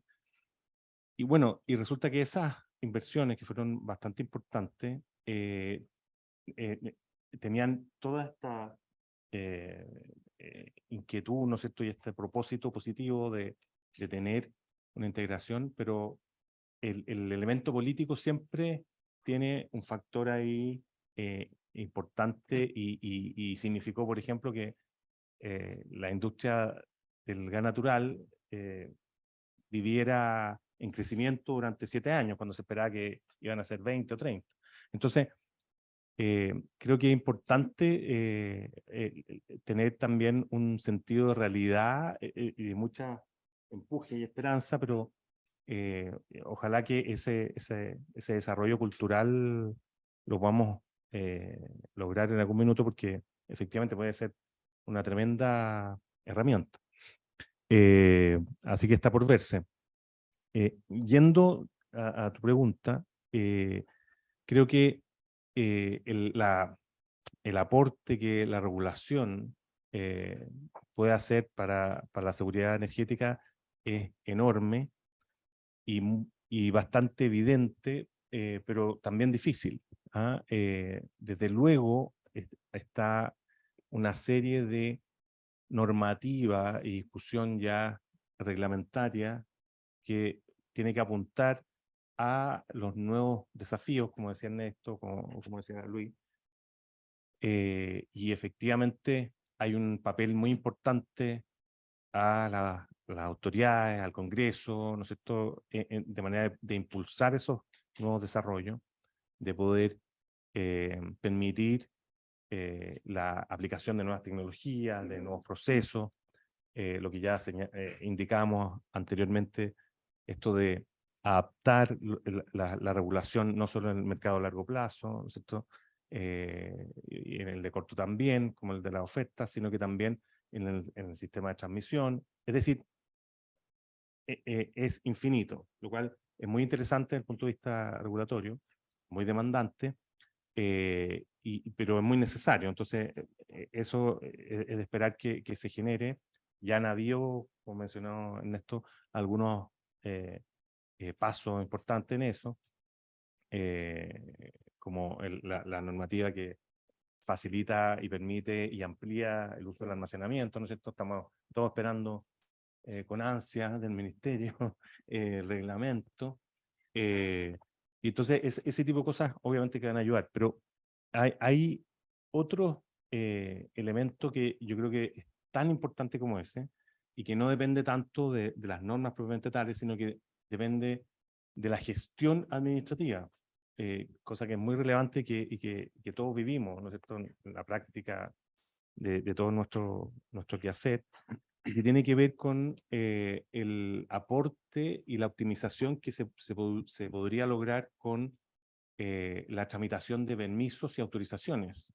Eso es alguien puede decir, bueno, ¿qué tiene que ver con seguridad? Mucho, porque en la medida que efectivamente las inversiones, ¿ah? Y antes que eso, las decisiones de cómo va a operar la industria, cómo va a operar el mercado, dónde van a estar puestos los incentivos, ¿no es cierto? Pero además, cómo yo puedo llevar a la práctica eso en un periodo razonable de tiempo, es lo que nos va a permitir poder contar con esa resiliencia, ¿no es cierto? Contar con esas nuevas tecnologías, contar con esa capacidad de adaptación y flexibilidad. Si nos tomamos 27 años en el intento, nos vamos a caer 10 veces del edificio y no vamos a sacar nada. Entonces, yo creo que una cosa muy importante que hace mucha falta hoy, y que se han escuchado muchas críticas, ¿no es cierto? De nuevo, tampoco es una cosa fácil, son temas complejos, pero creo que la permisología, como comúnmente se llama, es algo que puede ser muy gravitante en la oportuna llegada de una solución o no. ¿Ah?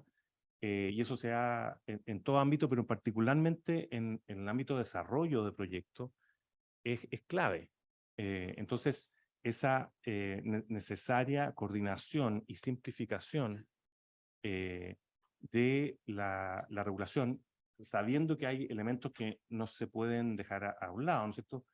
Vemos que cada día hay una mirada muy profesional. Yo creo que el sistema de evaluación ambiental que tenemos en el país es bastante sofisticado y funciona bastante bien, pero, ¿no es cierto?, se ha ido complejizando cada día más porque han ido aumentando los factores de evaluación, y hoy en día, como comentábamos, adicionalmente con el elemento del cambio climático, de la adaptación al cambio climático, se hace aún más difícil y más crítico. Entonces, es re importante poder focalizarnos, ¿no es cierto?, en un desarrollo óptimo y eficiente que permita la fluidez de esos desarrollos.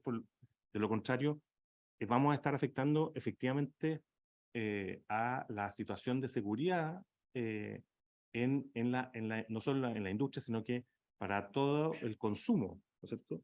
Es imposible poder llegar a tiempo con la línea si las empresas se demoran 7 años o 8 o 10 con litigio infinito, con cuestionamiento infinito. Entonces, yo creo que ahí hay un elemento que nos corresponde a todos poner un importante acento, y sobre todo, obviamente, a las autoridades que manejan esto, porque, mira, yo no sé si hoy día se aplica, pero antiguamente había un dicho que decía, lo ideal es enemigo de lo bueno. Y efectivamente, cuando uno ve lo que ocurre en la realidad, uno trata o se dan las cosas de la mejor manera posible, no en el ideal teórico, porque el ideal teórico no existe. Entonces, o es muy difícil de lograr, o el tiempo nos va tomando, nos pasa por encima, digamos. Y por lo tanto, yo creo que ese es algo que es muy relevante de poder avanzar, porque eso va a permitir, va a redundar directamente en el tema de la seguridad. No nos olvidemos que estamos en un contexto muy crítico y muy complejo, no solo por el tema del cambio climático, como ya conversamos, que es muy importante, pero sino porque también el mismo contexto del desarrollo de la humanidad, ¿no es cierto? Y por lo tanto de la industria y el sistema eléctrico, está pasando por un periodo de cambios muy relevante, donde tenemos el surgimiento de esta nueva tecnología de energías renovables variables, que tienen una serie de implicancias que tenemos que manejar, que tenemos que hacer flexibles, que tenemos que hacer resilientes, un alto uso, ¿no es cierto?, de la digitalización en todo orden de cosas, un poco lo que tú mencionabas, ¿no es cierto? Imagínate, el Internet ya es un tema, pero hoy día todo funciona mucho más electrónicamente de lo que funcionaba antes. Entonces, un corte de energía no es lo mismo que en 1897, ¿ah? Sino que paraliza una cantidad de actividades enormes.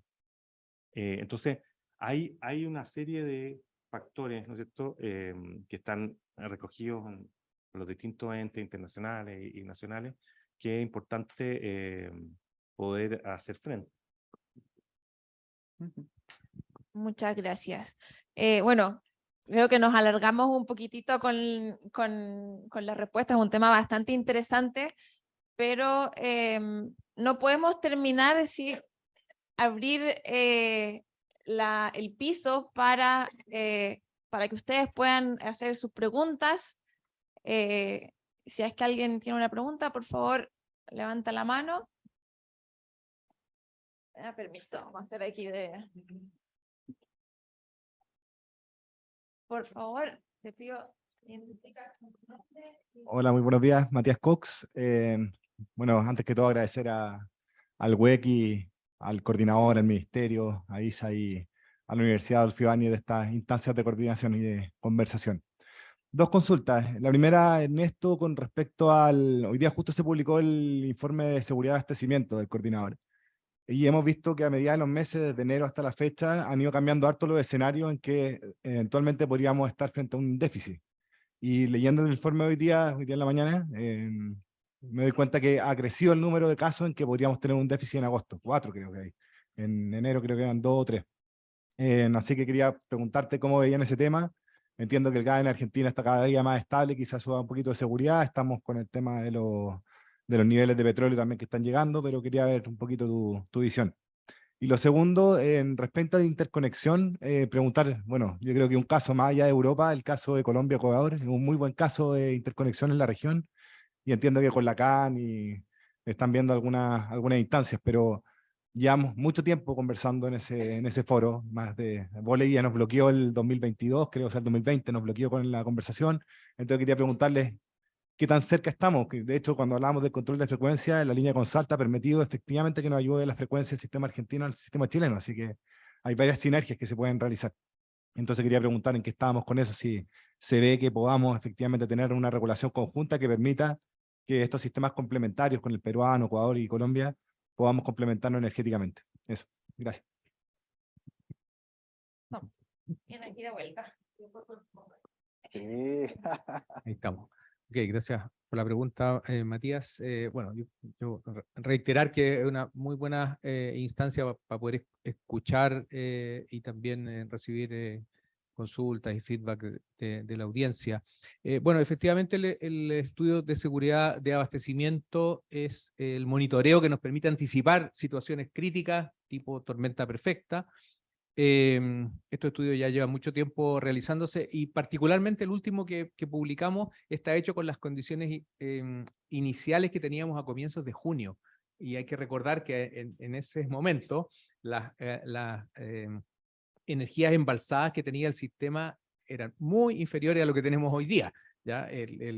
Solo un dato, el embalse Colbún, que estaba en cotas bastante bajas para la época, subió más de 20 metros y tuvo que incluso verter electricidad. Lo mismo el embalse Rapel, que es más pequeño, pero también se llenó, y Ralco, que también, si bien es cierto, no tuvo vertimiento físico, pero también subió muchos metros, y esa condición que es de ahora, ¿no es cierto?, del fin de semana recién pasado, no está reflejada en ese estudio de seguridad. Por lo tanto, lo que vamos a hacer nosotros ahora durante los primeros días o o durante el mes de julio, actualizar o realizar el estudio de seguridad de julio con estas nuevas condiciones iniciales y eso debería mostrar escenarios mucho mejores que los que habíamos simulado anteriormente, aun cuando eran condiciones, digamos, de contingencia superpuesta. Eso lo puedo agregar. Tengo el mío. Sí, no, te agradezco la pregunta porque sí ha sido, digamos, no rápido la intervención, sobre todo en algunos países vecinos. De hecho, si no me equivoco, y a lo mejor tú sabes, pero entiendo que esta semana estaban listos también los reglamentos de la CAN del 816, porque ahí también tenemos nosotros un desafío como país a no ser parte miembro de la CAN, tenemos que incorporar esos reglamentos. Y ahí estamos analizando, digamos, de la vía también más rápida. Toman tiempo las negociaciones internacionales y la adecuación regulatoria también, que es un desafío que estamos ahí impulsando. Lo habíamos hablado también con Luis, Colombia, muy interconectado, hablamos ahí también en el caso, digamos, con Ecuador, y vemos y estamos tratando de impulsar lo más posible, que también hay un escenario regional positivo, con organismos también regionales, digamos, de energía que hay que aprovechar también. Tenemos, bueno, el secretario ejecutivo de horario, que es el ministro Andrés Rolledo. Tenemos también muchos presidentes que han comprometido, como Petro, la voluntad, digamos, de avanzar hacia la interconexión y a la integración regional energética. Si bien todos los procesos internacionales a veces toman su tiempo, yo creo que es importante porque también ahí se construyen y hay que hacerlo, digamos, con esos pasos para asumir también compromisos, digamos, y que no tengamos inestabilidad, que bien mencionadas también, que podemos tener, digamos, en el futuro. Entonces también ahí esperamos poder avanzar lo antes posible. Estamos esperando esta decisión de la CAN en relación a su reglamento para poder analizar cuál es la vía, y estamos trabajando también ahí con Cancillería para ver la forma, digamos, de adecuar la regulatoriamente. Bueno, poco tal vez. No, decirte, nosotros hemos tenido el sueño de la interconexión desde hace un poco más de 50 años, de la integración eléctrica regional, y hemos resumido las necesidades como en 3 Rs, y hay veces le agregamos una cuarta más, y es que para que tengamos éxito necesitamos redes, necesitamos reglas, necesitamos recursos. Tal vez la cuarta R es lo que acabas de mencionar, María Elena, y es el respaldo. Pero ese respaldo hay veces se ve teñido un poco opaco por la confianza.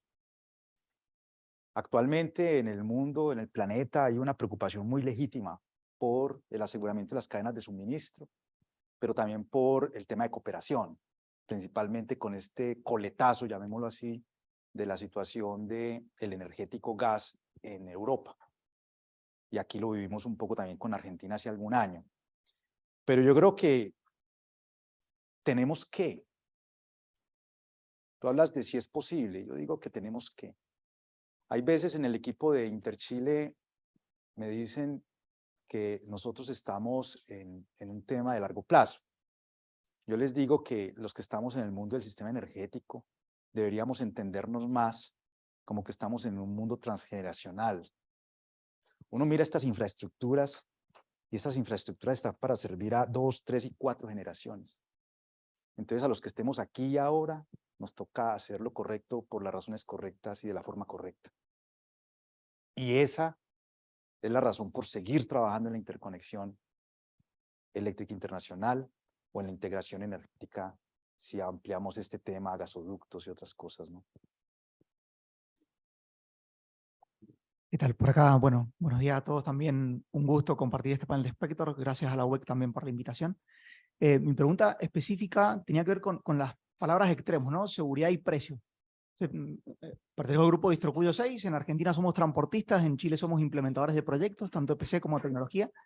Entonces, en general notamos que quienes están más cerca de la transmisión, salvo sea por vocación, como decía Luis, quienes están más cerca de la transmisión buscan más la seguridad, la resiliencia, y quienes están más cerca de la generación buscan la innovación, la aplicación de tecnología y poder inyectar energía a la red.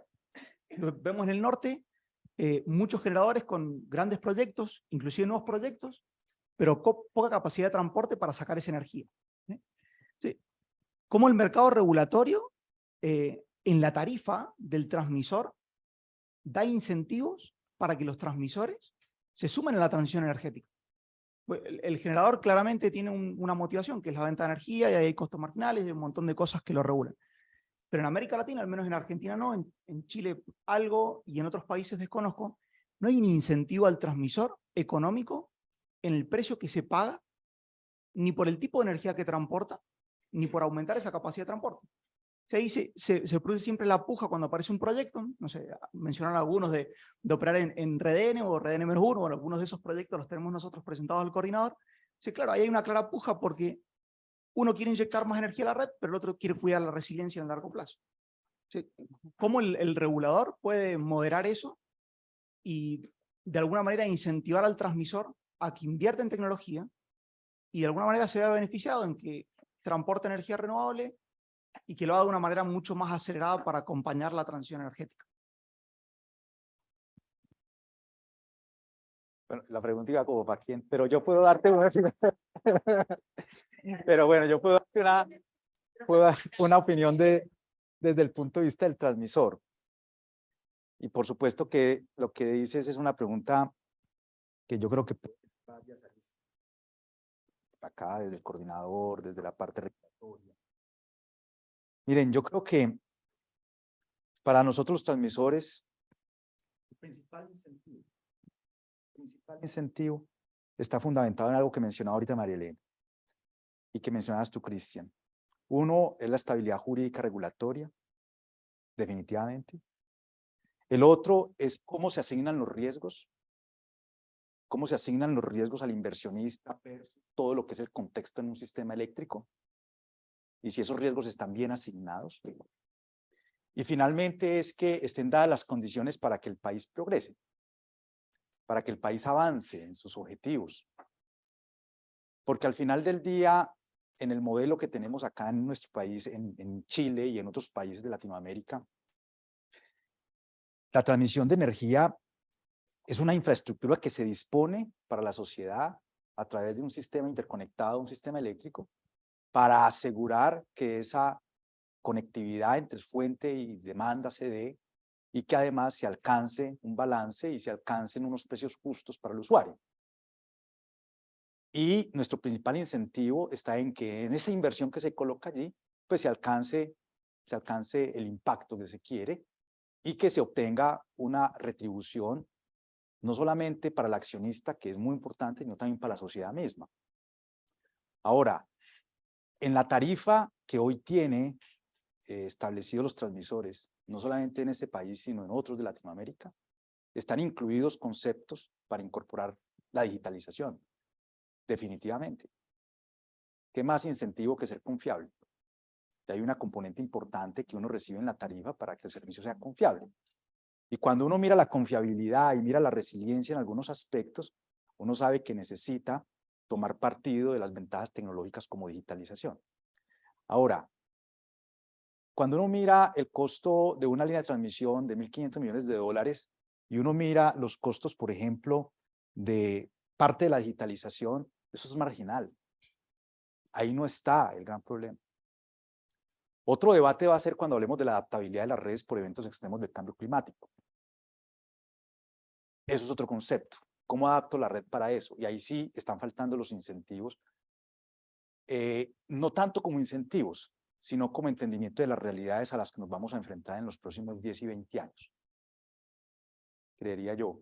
Pero eso es parte del debate. Incluso creo yo que estos foros son grandiosos porque precisamente, como lo dice el WEC, ponen un instrumento en la mesa para que a partir de ahí empecemos a dar conversaciones y tengamos puntos de encuentro para ver cómo nos imaginamos esas realidades en 5, 10, 20 años y podamos crear entonces o decisiones o incentivos a la sociedad para la eficiencia energética, pero también a los transmisores, por ejemplo, para ver cómo adaptamos esas redes frente a eventos para los que ni siquiera nos alcanzamos a imaginar qué tipo de diseños hubiésemos tenido que hacer.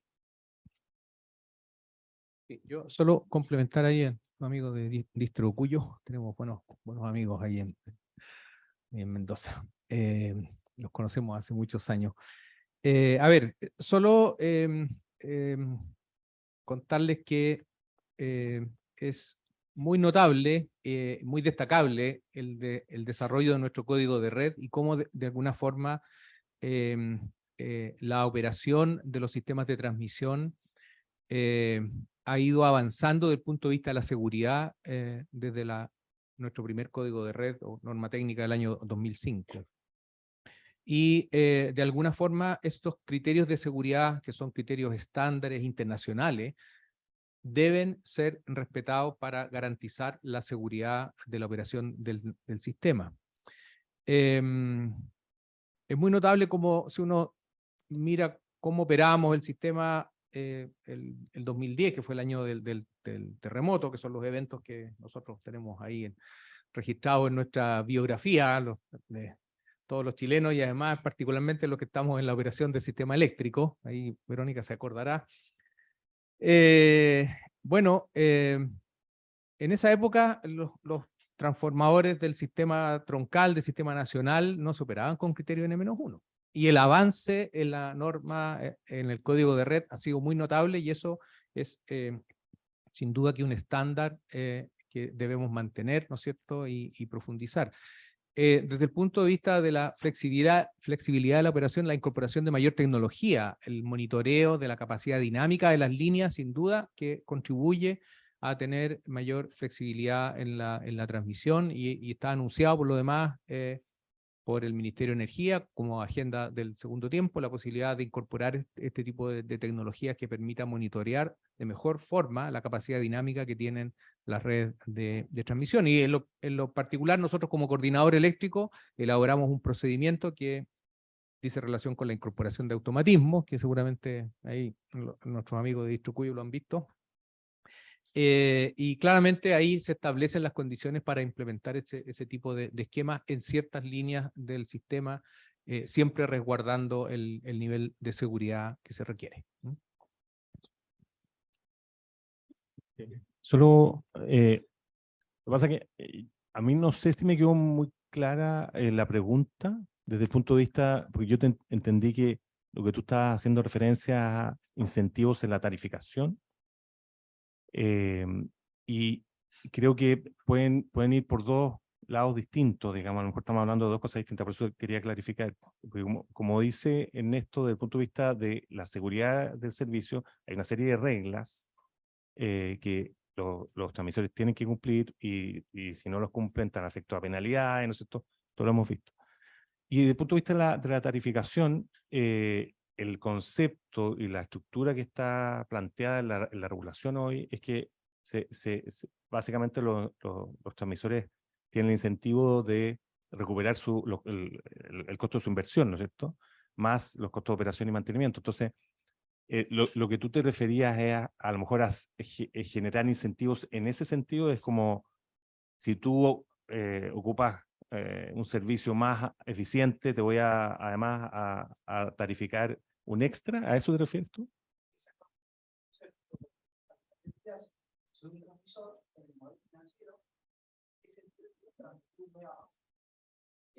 Es decir, de alguna manera, la idea de isolar la energía o la operación de la red de manera más eficiente, pues transportar energía renovable, generar un bono de carbono que se comercializa en el exterior, no es parte del modelo económico del transmisor.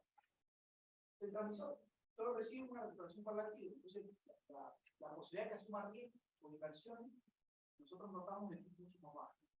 Claro, con la salvedad de que esos incentivos se los da otro ente, ¿cierto? El coordinador, o sea, la Comisión Nacional de Energía o el regulador le va a decir, tú tienes que cumplir tantos estándares. Entonces no depende de él. Yo creo que a lo mejor hay una diferencia en cómo funciona el sistema. Yo creo que los incentivos están por otro lado. No sé si me entiendes. O sea, la regla viene por otro lado, no por el lado de la tarifa. Me van a disculpar, el resto estamos un poquitito cortos de tiempo, así que vamos a lamentablemente tener que dejar hasta aquí la ronda de preguntas. Antes de terminar, quería pedirles a nuestros invitados, si cortito, podríamos dejar algún mensaje, alguna frase, algo que quieran dejarle a nuestra audiencia para que se lleven para la casa de recuerdo. ¿Alguien? ¿Arranca? Ah. Pero yo tengo aquí mi micrófono. Vea, yo creo que estos foros son muy importantes. Ojalá y pudiéramos seguir promocionándolos. Ojalá y pudiéramos tener una mesa de trabajo conjunto, por lo menos para sentarnos a debatir desde estos instrumentos del WEC, por ejemplo, que están soportados en datos.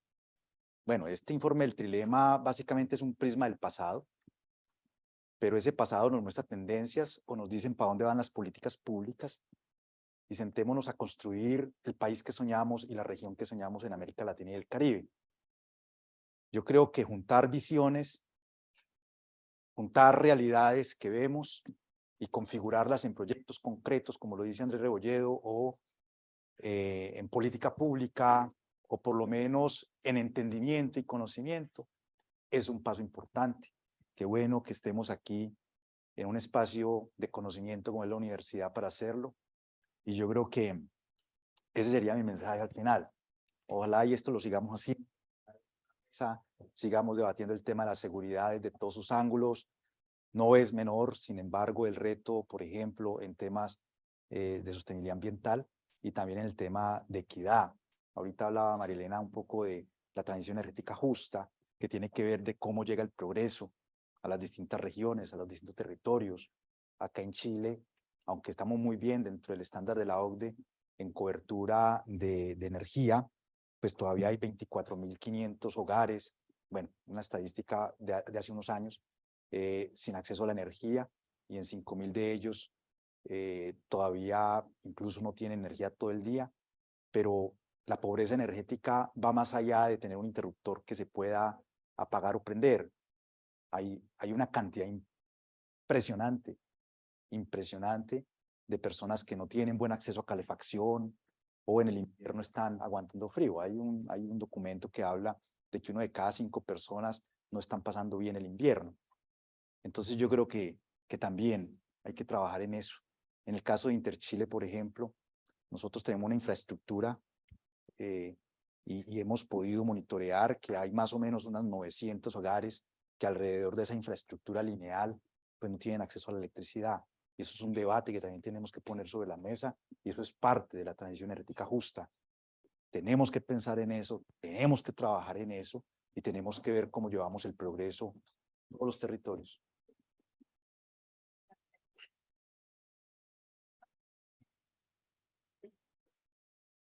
Aprovechar de decir algunas palabras finales. Me quedé esperando la pregunta de Verónica, pero después en el café me la hace. Oye, a ver, reiterar, bueno, el agradecimiento a la organización del evento, la Universidad WEC, qué sé yo, y todos los que estamos presentes. Estaba viendo pensando en el tema de las personas, ahí está, nos acompaña nuestra gerente de personas que está por allá, del coordinador eléctrico, y relevar eso, la importancia de las personas en la transición energética, ¿ya? En el coordinador eléctrico, y Beatriz lo sabe muy bien, ahí tenemos algunos programas, muchos ingenieros eléctricos, pero también necesitamos abogados, acá tenemos todo, tenemos nuestra directora de la unidad legal, y otras especialidades, ciencias de datos. Hemos incorporado nosotros, bueno, además de los temas de equidad de género, que son muy importantes, y ahí con WEC tiene unos programas muy valiosos para potenciar los liderazgos femeninos.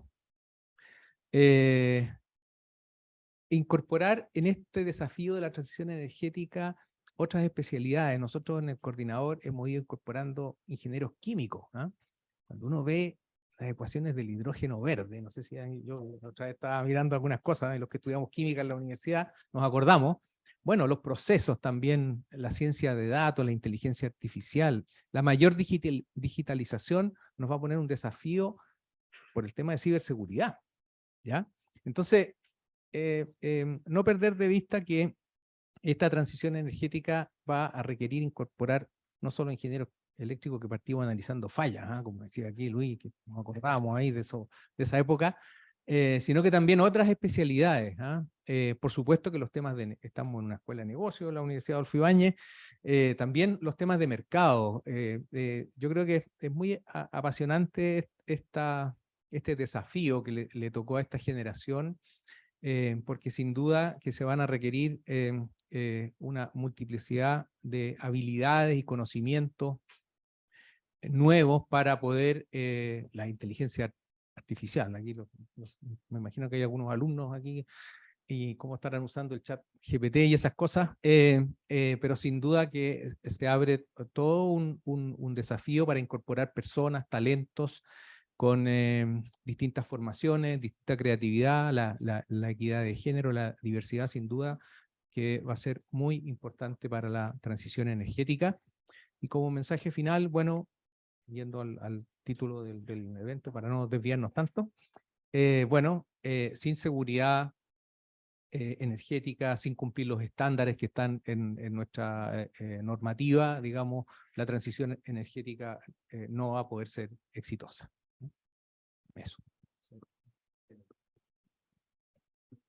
Sí, bueno, yo me gustaría compartir las palabras de Luis. Creo que es un tema tan interesante y apasionante que deberíamos hacer panel 2 y a lo mejor 3, etc. Y por lo tanto darle las gracias porque es muy interesante poder tener distintas visiones y poder participar en algo como esto. Pero quería simplemente remarcar algo que ya he comentado y que es muy importante para el tema que nos convoca. Como decía Luis, creo en algún minuto, el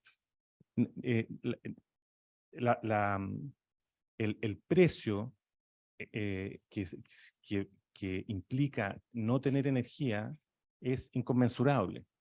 Entonces, es muy importante que todos tengamos claro que para poder contar y tener los beneficios que eso implica, ¿no es cierto?, desde nuestras casas, los niños, las industrias y todo, necesitamos tener una visión que pueda compatibilizar las necesidades de sostenibilidad, de justicia, ¿no es cierto?, todo lo que hemos conversado, pero también de poder llevar adelante esos desarrollos. Comentábamos recién acá las nuevas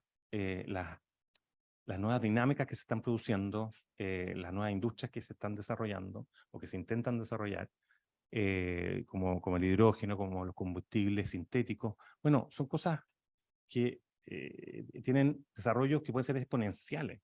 Entonces, no tener el adecuado timing, no darle la importancia que tienen, cumpliendo las normas que tienen que cumplir, ¿no es cierto?, dándole las implicancias a los permisos y a las evaluaciones ambientales y sociales que eso tiene que tener. Pero eso, lo que se puede perder el país con eso y el desarrollo para las mismas personas es tan importante que de repente cuesta entender las dinámicas de ralentización que de repente se dan con estas discusiones o con estos desarrollos. Entonces, yo simplemente dejo eso como algo importante. No podemos, para un ejemplo muy concreto en esto, no podemos demorarnos 5 años en tramitar una concesión marítima para un puerto. O sea, no hay ninguna aplicación racional que uno pueda entregarle, desde luego a los inversionistas, pero en ninguna parte, en ninguna academia. Entonces, creo que eso es súper relevante.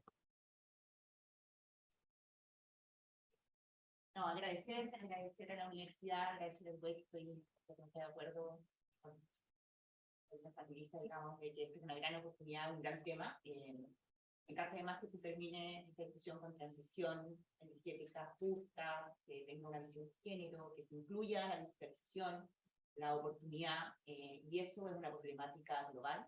Creo que en Chile tenemos muchas oportunidades y tenemos que trabajar de la mano de nuestra región principalmente, pero también del mundo, digamos. Gracias, María, también. Muchas gracias. Em,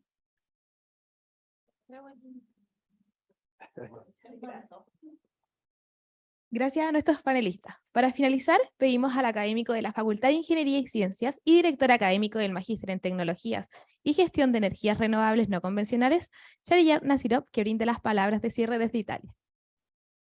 Hola, muy buenas tardes. Hoy les saludo a todos. Qué pena que no estuve allí y no pude saludarlos en forma presencial. Sin embargo, gracias al apoyo de la tecnología, pude disfrutar la discusión. La verdad ha sido un honor para nosotros organizar este conversatorio con todos ustedes. En nombre de Facultad, quiero expresar nuestro profundo agradecimiento a nuestras distinguidas panelistas, a Luis, María Elena, Ernesto, Cristian, a María por su excelente labor como moderadora, por supuesto a todos los asistentes.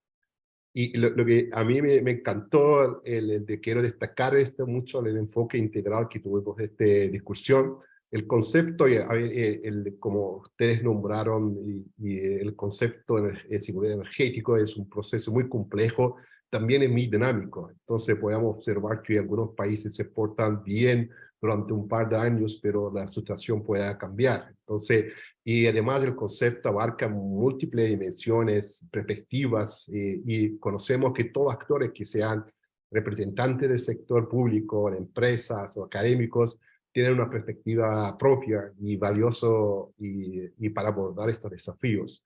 Hoy agradezco sinceramente por su participación nuevo y compartir, gracias por todo, por sus ideas, compartir con sus conocimientos.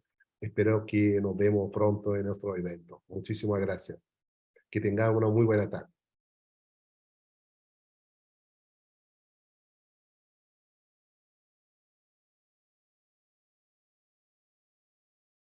Agradeciendo a todas y todas por su presencia el día de hoy, damos término a este conversatorio. Muchas gracias.